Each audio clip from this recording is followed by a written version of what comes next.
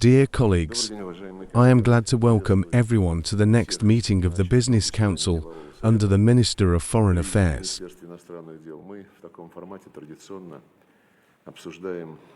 In this format, we traditionally discuss aspects of the international agenda relevant to Russian business and evaluate the possibilities of promoting the interests of Russian companies in foreign markets, including taking into account the tools available to our foreign policy service. Supporting entrepreneurs through our diplomacy is one of the key priorities set out in the foreign policy concept approved by President Vladimir Putin in 2023.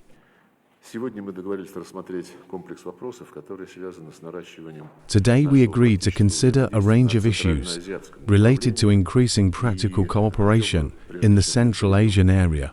Before we get down to work, I would like to say a few words about what we consider to be the most important.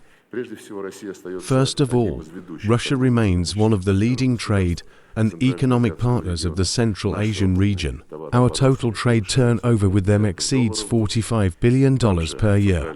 About 24,000 companies with Russian capital operate in Central Asia. Joint projects are being implemented.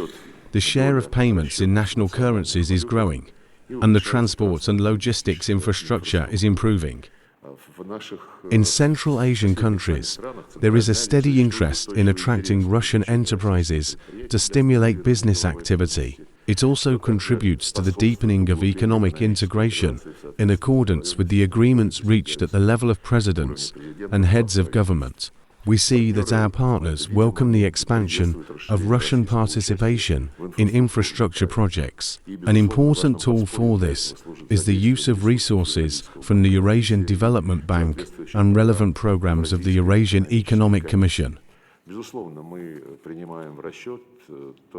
We take into account the fact that a significant part of the material and technical base of the Central Asian states was built during the period when we lived and developed within the framework of a single state, the USSR. But that was a long time ago.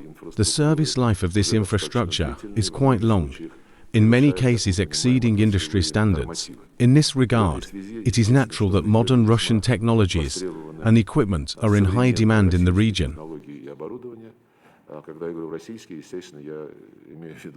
When I say Russian, I mean that we must compete in this market, which is attracting more and more attention from investors from other regions, the West and Asia. Here, the issues of quality and the ability to promote their achievements are of particular importance. I would like to mention a number of stories, living examples of successful cooperation. Among them are the development of the eastern branch of MTK, or South, and the participation of Rosatom State Corporation in the formation of a regional nuclear cluster. Russian companies have significant achievements in the field of mining, construction of industrial and energy facilities, and provision of digital services. Energy, logistics, mining and processing industry, digitalization. We consider all these areas to be the most promising in terms of the expected return on investment and the real development of the relevant industries in the Central Asian states. Taking into account modern trends that are multiplying in the global economy, science and technology, a special place belongs. We see this in the position of other states to the field of extraction and processing of critical raw materials, as well as the development and implementation of artificial intelligence technologies. In conclusion, I would like to emphasize that we are meeting on the eve of the second Russia-Central Asia Summit scheduled for October.